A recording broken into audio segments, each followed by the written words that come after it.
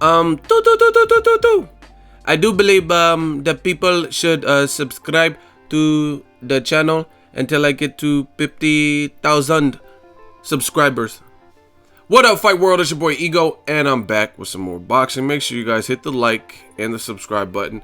Want to talk about Pacquiao Vargas, the undercard. The fight's happening November 5th at the Thomas and Mack Center in Las Vegas. People feel different types of ways about this event. It is a title fight, and I want to talk about the undercard because I haven't really heard anyone talking about it. So, despite what you think about Pacquiao Vargas, this will be the undercard. Again, November 5th, promoter Top Rank, and it will be on Top Rank pay-per-view. As you guys know in my previous videos, HBO chose not to pick up this particular fight. They do not want to compete in the same month of November with their other pay-per-view, or their only pay-per-view at this point, which is Ward Kovalev. So this is the main event, Pacquiao versus Vargas. Co-main event is Nonito Donaire versus Jessie Magdaleno, and that's an undefeated fighter. And I'll break down these fights a little bit. Underneath that, you have Oscar Valdez in a first title defense, and he's fighting Hiroshige Osawa. And then you have Zhao Shiming, who I believe is still with Freddie Roach, and he's fighting a fighter from Thailand, Wan Pichit Wansog Chaijim.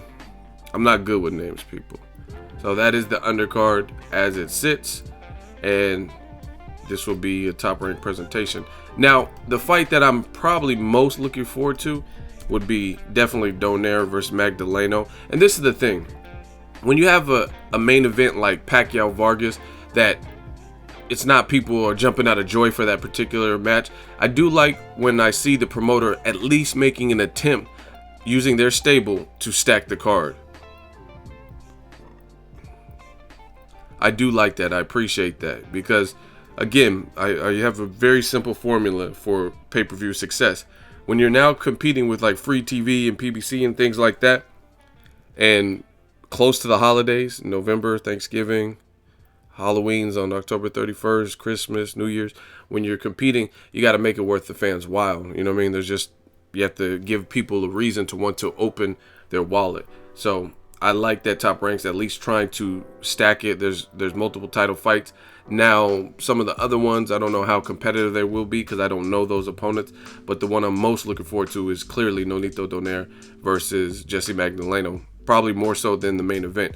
Also, I think it's a good bang for the buck for the Filipino crowd and the Filipino fans of both fighters, Donaire and also Manny Pacquiao, to get two of the Philippines' biggest stars in general, like in boxing, and have them on the same card. I was always wondering why they never did that double package, because you see it's successful with Triple G and Chocolatito, like having them, they've been back-to-back fighting on the same days and the same cards and stuff like that. So I think this would be a good tandem with Pacquiao and Donaire. But I'm looking forward to the co-main event more than the main event, and that's what it is. I talked to Donaire in Vegas after Crawford Postal, and Magdalena was there. They didn't really talk. They just took a couple pictures with the fans, but it's a good fight.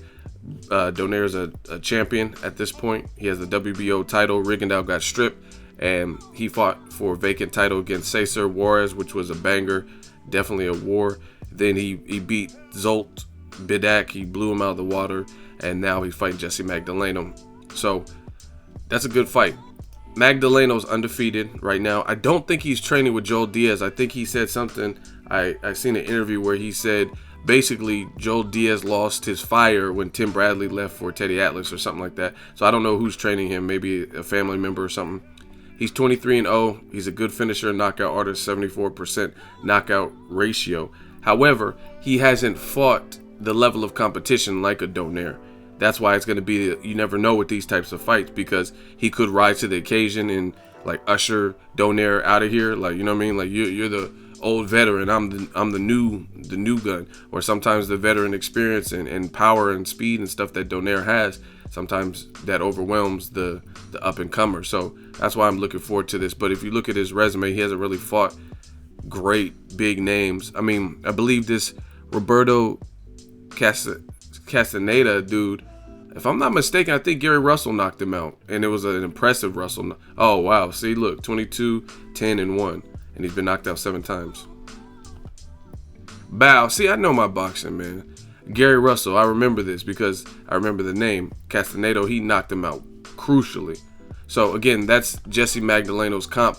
Not really anybody, you know what I mean, noteworthy or anything like that. So, clearly, Donaire is his biggest test. But as far as I know, both fighters wanted this particular fight. So, let's get it. I think it's a good fight. It's a title fight. And we're going to either have a champion with another title defense in Donaire, or we're going to have a new champion. And it's that simple.